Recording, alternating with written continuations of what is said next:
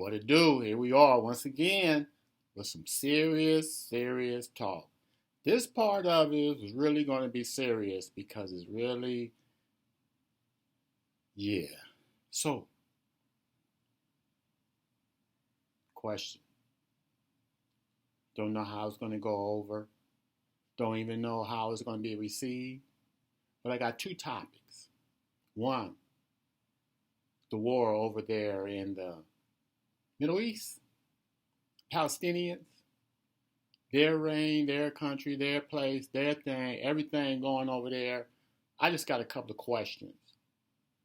And the second one is the Emancipation Proclamation. And we're going to talk about those two because they're sitting. So, the first one, those Israelis, the Europeans that's over there in the Middle East. Imagine that area. You have Turkey, you have Egypt, Sudan, Libya, you have Iran, Iraq, Saudi Arabia. All of those are Muslim countries, if I'm not mistaken. Then you have the Europeans sitting right in the middle of a land that God, our Father, has deemed defiled, trampled over by Gentiles. That was what was the statement after we left Jerusalem. So, in saying that, I say this, or I ask this question. Those Israelis over there, Europeans, what do they provide? So I give you an example. So you have China do manufacturing. You have Saudi Arabia and all those other countries around there that gives oil. What do the Israelis give? Do they manufacture? Do they distribute? What is it that they do?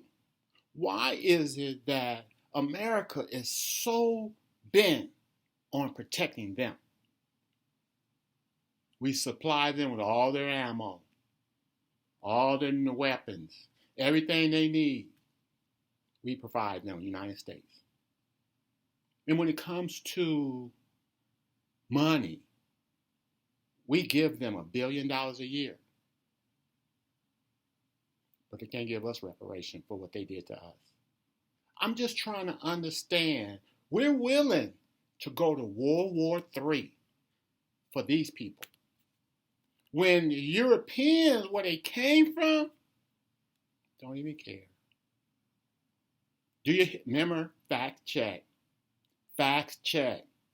See if I'm wrong. See if what I'm saying is not true. Because right now, we're on the verge of a nuclear war. Israel said they're going to respond and going to bomb their facilities and their nuclear facilities. So what happens if they do that? Where do we stand? Because everybody's going to come against us. You need to listen. You need to pay attention to what's going on now. Because there's a lot that we're not told. There's a lot that's going on. President Biden already warned them, do not do that. Netanyahu already said, this is what we're going to do. And you want us to back you on something we're telling you not to do that you're going to do. That's like your child. You tell them, don't go outside. I'm going anyway. What would you do? Yeah. Spare the rod, spoil the child. What would you do if your child told you that? And I try to understand. So, 1948, they went over there. America bagged them so they could establish themselves as a nation and don't care about nobody else around them. That's what they did. And we've been paying them to be there ever since. What's the value? What do we get out of it? That's the only question I ask. What do we get out of it? We're paying them so much. We're giving them so much to protect themselves. We're ready and willing to go to war with anybody that comes against them. What are we doing? Why? What's the purpose? What's the reason? What's the final solution? How did this end? Do we end up in war because they want to? Because they're Europeans. Come on. They should be protected by them, not us. My point. My point. The second one. So we were told the African American better learn of his history before he end up back in it. We're in 2024. How could we end up as slaves? Because that's where we came from. We were brought here as slaves. When America discovered America, that's pun. Yeah, that part. And we were brought here. Now, we got our freedom from Britain, 4th of July. We celebrate Independence Day. We get all into it. Independence from them, Europeans. By the way, those that came here were from Europe. So that's what we did. Now, to say that, I say this. As time went on, then the war started between what we call two brothers, the North and the South, and slavery. One side wanted to end it, one side wanted to promote it. Red and blue. All you got to do. The South was red, the North was blue. So when they did that, you had Abraham Lincoln that came in and said, I got to stop my people from fighting each other. What can I do? I'm going to write this Emancipation Proclamation Declaration. Declaration. Keep that in mind. So, as he started to promote this, he conferred with Frederick Douglass, who we know, true heart, is a patriarch of us. Did he confer with us, talk to us, or think about us when he made his statement?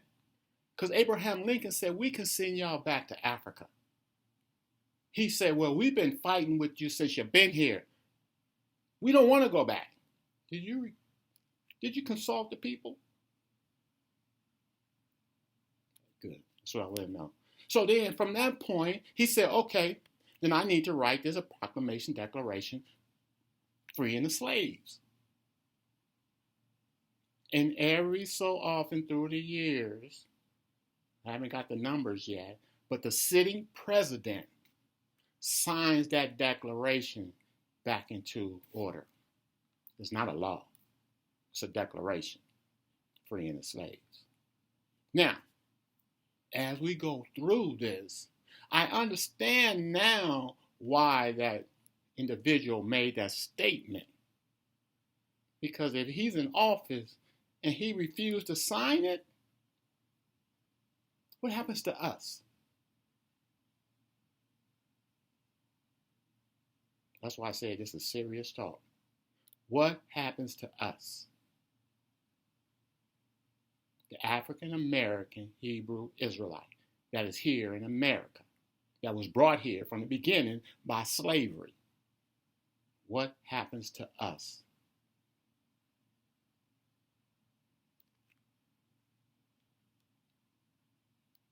Now, in addition to that, that individual also said, if I become president, I will build houses on federal land. Isn't that what you did with the indigenous people that was here when you came here? You put them on reservations. What's going to happen to us? modern day, 2025. Oh, not the book, not the laws that they're looking to implement when they do make office, but the year 2025. Like I say, with me at my age, 63, I'll see the beginning of whatever they're going to conjure up, kick up, put it together, make it happen, and do it. But I'm old. I admit it. I mean, 63. What can you do with me? Tell me to sit on the porch and make sure these other African American Hebrew Israelites do what they're supposed to do? Or maybe put me in the house. We got to understand this year vote.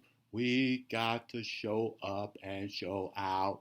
We got to register. We got to stand on our own. If you say you're a Republican, be one. But don't be silent. Stand on what you do and who you think you are and where you're going to vote for your party. Because the results of it, you can't complain if you wasn't involved. Huh? You can't complain if you didn't vote. You can't complain if you didn't register. You can't complain. This is what they did to us. This is the results of it. See, and think about it. No one's talking. No one. You got these cats over here. You see them on the news. They had the vice presidential debate debate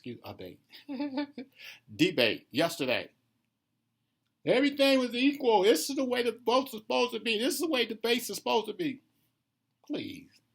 What do they do? Agree with each other. Oh, I agree with you. Outstanding. I would do that too.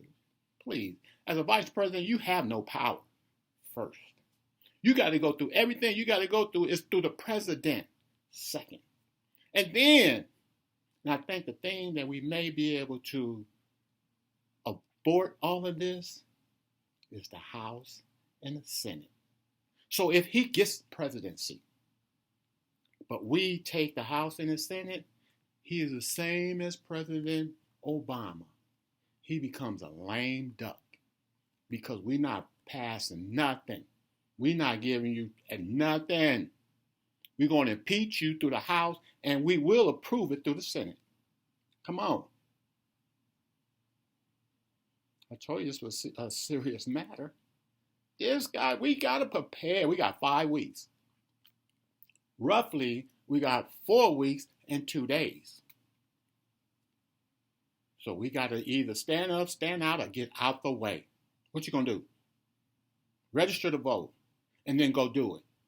Because this is a crucial crossroad moment that if we don't get this right, we're going to be wrong. And it may not happen to us, but our children and grandchildren are now affected. Stand up, stand out, and be heard. Let's go. Let's go. Go vote when the time comes.